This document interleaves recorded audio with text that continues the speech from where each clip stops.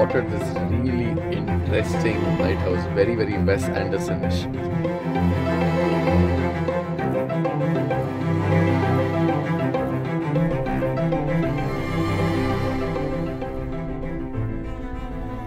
Hope all of you are doing fine and having a very stress-free, no work call sort of a weekend. As for us, we have spent the last 3 days cruising through these quaint little sleepy towns of North Iceland. Today is a fresh day. It's a brand new episode, and the focus of this leg of the journey is going to be about spotting a few gentle giants. But before we get to that, let's talk about this dude called Thorgeir. 1,000 years ago, most of the people in Iceland were settlers from Norway and they were pagan. But then the rest of Europe was getting Christianized.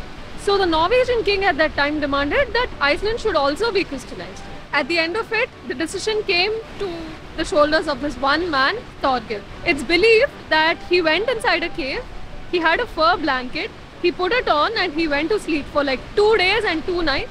And then when he wakes up, he comes out and he's all enlightened and he's like, yes, Iceland is going to be Christianized. And to symbolize this decision, he took the pagan idols that he had and flung them into the waterfall. Now, the gods apparently did not take to it too well.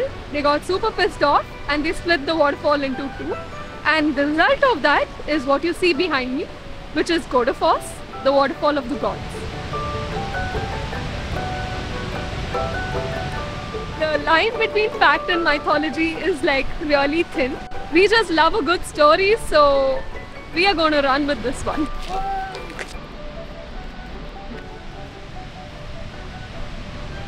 So this guy right here is actually fed by the Vatnajökull glacier. You can't miss it if you actually go on Google Maps and look at Iceland. You'll see this big patch of white. That's the Vatnajökull glacier. It's a very unique waterfall because it's like this horseshoe shape. The color of the water changes every season. Right now we're in spring, so it's brownish white. You can also get turquoise blue and greenish depending on the time of the year.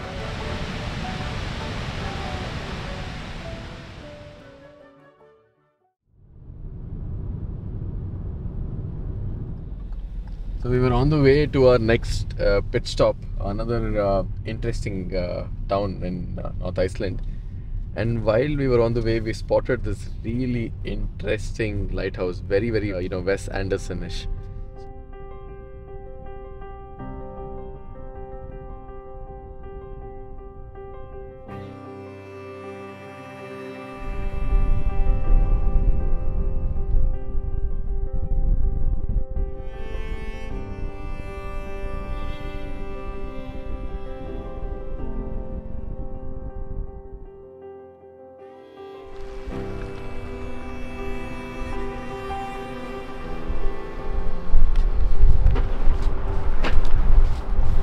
If this bakery is closed, we'll go home, we'll eat bread and jam. Hey, this is the place. I'm Bakri. Is it closed? No, it's not. It's open. Oops, there's an echo, man. Oh, sorry, sir. Like your evil laugh echoed around Husavik.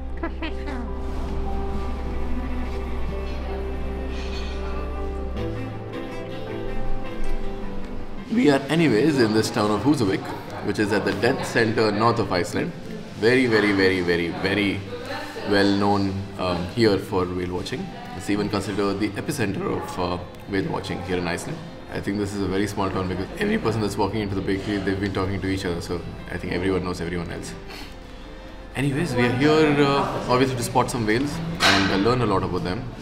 And while approaching the town, we found this really quaint and rustic looking church that we want to obviously explore.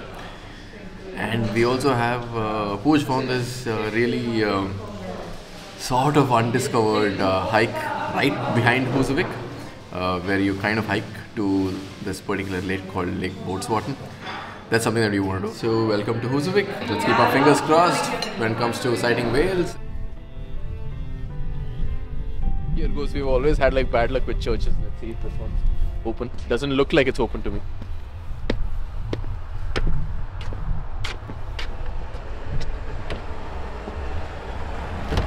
No, I don't think it'll be that complicated.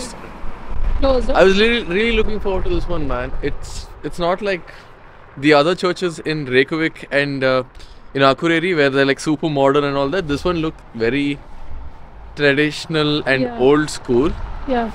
and it is small and cute. Yeah. So I wanted to see how. I wanted to explore the interiors. I mean, bad luck, I guess. I'm tired of retreating. Alright guys, another bright sunny day here in Husavik, and I mean obviously we couldn't resist this weather, so we planned for a lot of outdoorsy events today. So I've got my hiking boots on, there's going to be a lot of that. But before that, we're going to go on the special boat ride. Special because if everything goes right, we'll be sailing next to the largest mammals in this planet. I don't know what you're saying. Don't Say what? would I go? I don't know what you're saying. Say what? Would I go? All that womp starts to me so obnoxious. Boy, you played yourself with your nonsense. I don't know what you're saying. It is the wild nature, and that simply means, of course, that we can never influence or guarantee anything for you. Weight of the world ain't budging. Ay, gotta make a power move. Ay, deep in the darkest dungeons, I'm thinking of my own route. Hey, hands on the plow. Hands on the plow. Keep my head down. Keep my head down. Sweat on my brow. Sweat on my brow. Don't make a sound. Pay my dues now.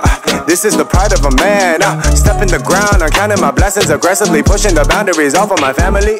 Came to this land. We just got off the boat from a 3-hour-long whale watching tour. This day started off really well. We had like sunny weather and the waters were like sparkling blue. And 5 minutes into it, our boat was like surrounded by these white-beaked dolphins. And it was so exciting seeing these dolphins up close. They were jumping all around us and doing flips. And I think they had a nice meal waiting somewhere here because we saw a lot of gulls around there as well. Apart from that, we also saw puffins. And puffins come here to this island which basically has like porous rock, and the puffins go and stay inside the porous rock because that becomes like homes for them. In terms of watching whales, we've not been lucky, but that's for a specific reason because we visited in spring, and these whales they come to this bay here called the Skjalfandi Bay. This water is very rich in marine life and in planktons and fishes and all that. So for the whales, it's like a buffet waiting right there. But the whales only come here in summer when the waters are warmer, and we've come here in spring. So it's okay that we didn't see the whales, but we had a great time nevertheless. So yeah, on to our next thing.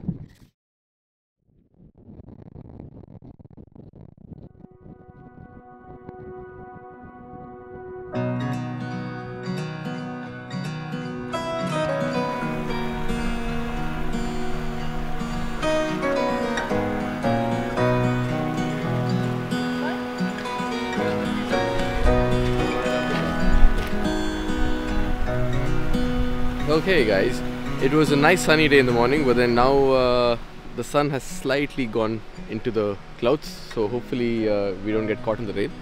But because it was a nice sunny day, we had decided to take up this sort of a secluded hike behind Husavik. This is a new thing that we have started to do and we have started to like, which is take these small hikes or strolls across these towns. We'd prefer if they are, you know, not that well known and they're mostly used by the locals, because it's our way to further connect to the place. So yeah, we found this nice little lake called Bolstered Lake right at the top of a hill behind Husavik.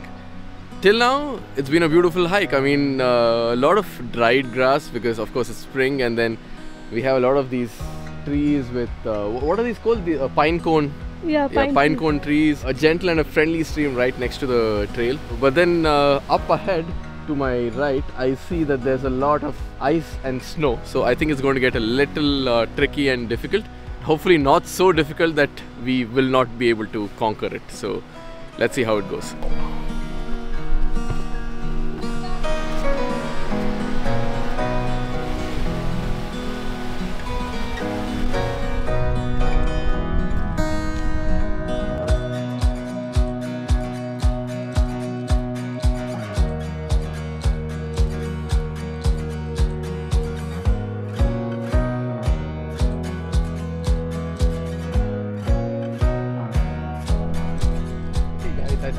halfway, I guess we are halfway through the trail, and what an amazing trek it's been, right? I mean, it's almost like the trail is teasing you because it's not too difficult, but at the same time it's not too easy. Every single time you think, okay, I can do this, it's too easy, it pops a nice little challenge in front of you. The thing is, we're doing this in spring, right? So all of the, you can see a lot of dried grass here. I can only imagine how much more beautiful this might be during the summer when everything is covered with green. Right now it's patches of greens with dried browns, and then you have white coming from the snow, and of course the blue sky. I also forgot to mention the amazing view of the fjords that we get halfway through the trail. A little bit of Husavik down there. It's been a good day, that's what I'd want to say. I hope we are on the right track.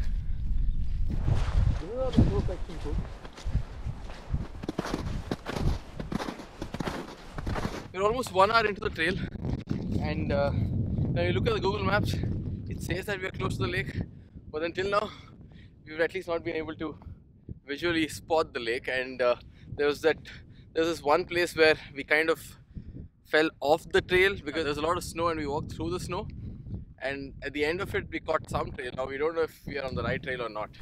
Horse dung, where? This was our pellets. Oh shit, literally.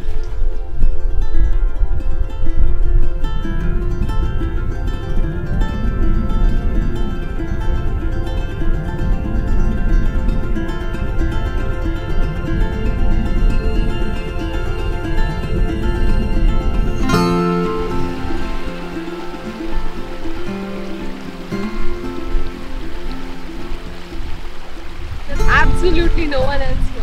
There's just water and these trees and the snow, and at some point during this hike we seriously thought that we had lost our way because the snow had completely covered the tracks, and we were thinking, should we head back or what is going to happen? But we're so glad we pushed through, because then we wouldn't have gotten to see this. I think that's what travel is about. Like, each time you try something which you don't even know, it always gives you something good in return.